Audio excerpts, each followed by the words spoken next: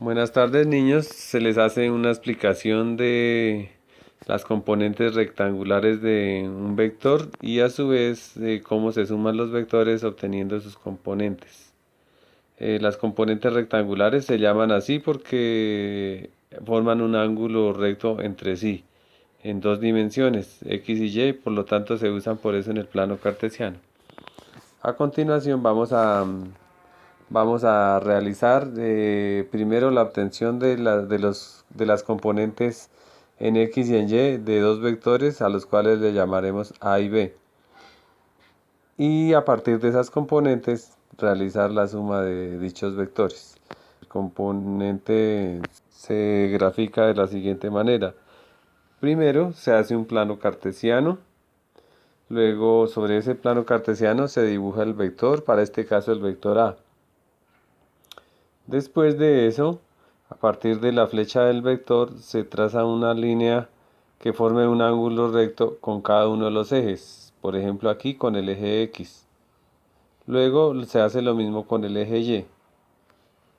Y finalmente se dibuja la componente del vector, que es un vector que parte del origen del plano cartesiano y llega al punto de corte o al punto de intersección entre el eje X y la línea que se trazó desde la punta del vector. Y luego se hace lo mismo para la componente en Y. Luego realizamos el mismo procedimiento para este vector B. Trazamos el vector B sobre el plano cartesiano.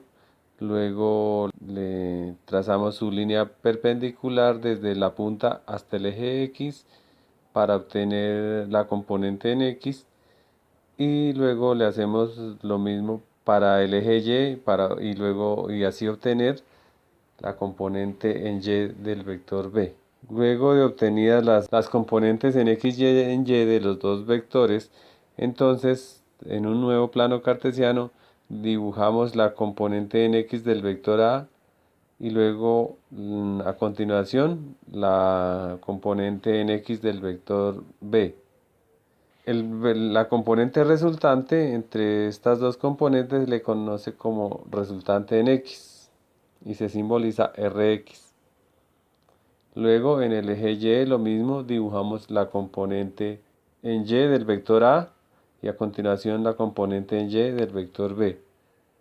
Y de la misma manera obtenemos la resultante Ry de las dos componentes. Luego obtenidas esas dos componentes, Rx y Ry, nos permiten hacer el proceso inverso, es decir, a partir de las componentes obtener un vector.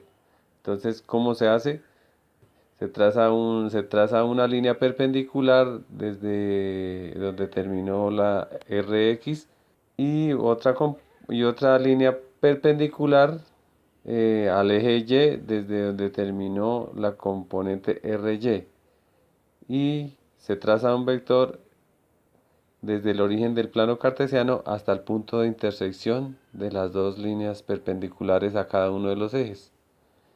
La resultante es el vector que sale de trazar una línea recta desde el origen del plano cartesiano hasta el punto de intersección. Y esta es la forma de sumar para este caso dos vectores por el método que se llamaría como método de las componentes. Este método se aplica no solamente para dos vectores, se pueden sumar muchos más vectores obteniéndole a cada uno sus componentes en X y en Y respectivamente.